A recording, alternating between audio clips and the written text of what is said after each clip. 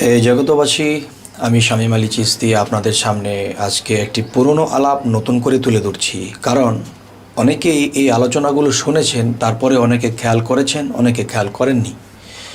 তো এই বিষয়ে আজকে সেই আলাপটি তুলে ধরব। কিন্তু এই সকল জগৎবাসী যারা আছে তারা অনেকে তরিকতের জগৎ পছন্দ করেন, আবার কেউ পছন্দ করেন না। তবে যে পছন্দ করেন না সে অবশ্যই জানেন না হযরত মুহাম্মদ সাল্লাল্লাহু আলাইহি ওয়াসাল্লামের কাছে যে কোরআনটি নাজিল হয়েছে, সেই কোরআনটির দিকে অবশ্যই মানুষে লক্ষ্য করে এবং পড়ে, কিন্তু বিশেষ বিশেষ কিছু বিষয় আছে সেই জিনিসগুলো লক্ষ্য করে না। যেমন যদি হাদিসের দিকে লক্ষ্য করি বা মসনবে শরীফের দিকে যদি লক্ষ্য করি, তাহলে সেখানে পাওয়া যায় যে মান আরাফা নাফসাহু ফাকাদ আরা রাব্বাহু, যে সর্বপ্রথম তুমি তোমার নিজেকে চিনো, এরপরে তোমার রবকে চিনতে পারবা। এখন সর্বপ্রথম আমি আমাকে চিনব, এরপর আমি আমার রবকে চিনব। দেখা যায় এই জগতে অনেক কিছুই চিনেছি, জেনেছি, কিন্তু আমি আমাকেই চিনিনি। তো আমি যখন আমাকেই চিনতে পারিনি, তখন আমার রবকে চেনা হবে না। হে জগতবাসী, এই দিকে কেউ লক্ষ্য করেন না, কিন্তু বলে আল্লাহ হুকুম করেছেন রোজা রাখো, নামাজ পড়ো বা ইবাদত করো, জিকির করো, কিন্তু ওই কথাগুলো আমরা লক্ষ্য করি না যে মান আরাফা নাফসাহু ফাকাদ রব্বাহু, যে সর্বপ্রথম তুমি তোমার নিজেকে চিনো, এরপরে তোমার রবকে তুমি চিনতে পারবা। কিন্তু এত কিছু চিনলাম জগতে, কিন্তু নিজেকেই চেনা হলো না। হে জগতবাসী, আজকের কথাগুলো যদি কেউ সিরিয়াসলি মন দিয়ে শোনেন, তো আশা করব যে আপনারা অবশ্যই একটা সুপথ পেয়ে যাবেন। কোরআনে যদি আমরা সূরা ফাতা লক্ষ্য করি, সেখানেও বলা হয়েছে যে হে রাসূল, আপনার হাতে যারা হাত দিল তাদেরকে বলে দিন তারা যেন আমি আল্লাহর হাতে হাত দিলেন, এবং তাদেরকে এটাও বলে দিন যে তাদের হাতের উপরে আমি আল্লাহর হাত আছে। এটা সূরা ফাতা 10 নম্বর আয়াত। এবং সূরা কাহফের মধ্যে যদি লক্ষ্য করি, সেখানেও আল্লাহ বলেছেন যে যারা আমার সুপথ প্রাপ্ত হয়নি এবং যারা আমার সুপথে আসেনি বা বিপদে আছে বা সুপথে নেই, সেই লোকগুলো তারা আমার মুর্শিদ পাবে না। যেমন এই পৃথিবীতে আমি নবী রাসূলকে প্রেরণ করেছিলাম, এখন আমি বেলায়েতের যুগে মুর্শিদ প্রেরণ করে থাকি। তাহলে সেই মুর্শিদের মাধ্যমে আমার রাসূল আছে, সেই মুর্শিদের মাধ্যমে আমি আল্লাহও আছি। কিন্তু এই কথাটা আমি সূরা কাহফের মধ্যে বলেছি, কিন্তু আমরা এই কথাটা লক্ষ্য করি না।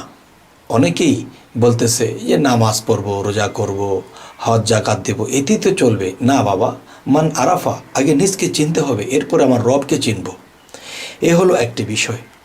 আরও একটি বিষয় হলো, যখন আমরা একদিন আল্লাহ আমাদেরকে আবার জীবন দান করবেন, আবার আমরা হাসরের দিন জাগ্রত হব, তখন দেখব যে আমরা বেহেশতের দিকে রওনা করেছি। বেহেশতের দরজার মধ্যে শয়তান দাঁড়িয়ে আছে। শয়তান দাঁড়িয়ে বলতেছে যে তুমি কোথায় যাও? যে আমি 80 বছর 100 বছর যতদিন বেঁচে ছিলাম, আল্লাহর যতটুকু ইবাদত করেছি, আমি বেহেশত যাই।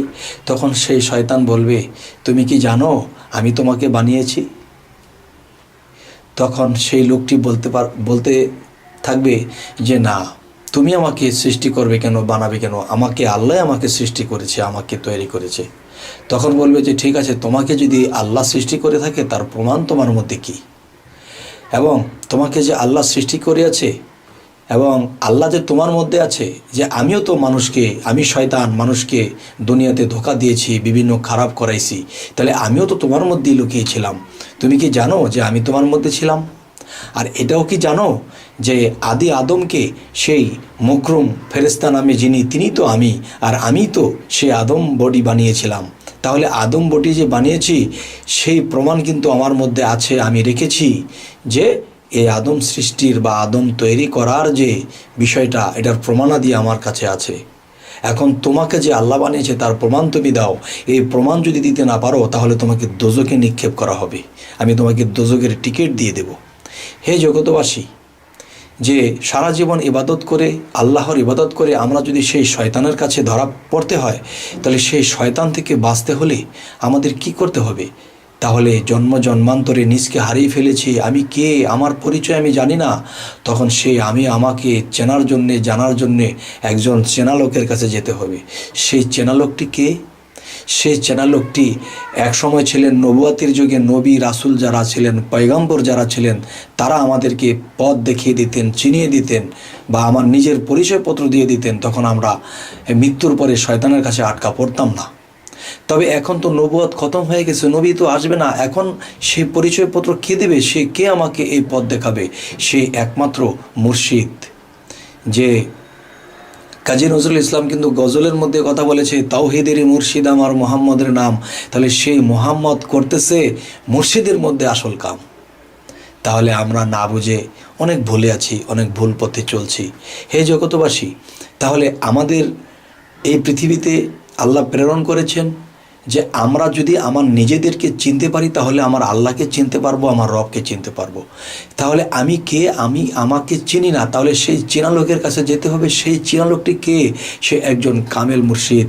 সেই কামেল মুর্শিদের কাছে যে বায়াত হতে হবে, এটা সূরা ফাতা 10 নম্বর আয়াতে আল্লাহ প্রকাশ করেছেন এবং সূরা কাহাফের 17 নম্বর আয়াত আল্লাহ প্রকাশ করেছেন। এরপরেও কিন্তু আমরা নির্বোধ হয়ে আছি যে বায়াত লাগবে না, মুর্শিদ ধরতে হবে না, আমরা এমনিতেই চলবে, নামাজ পড়ব, রোজা করব।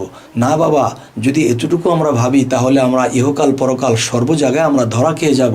এই জন্য আল্লাহ কখনোই দোষী নয়।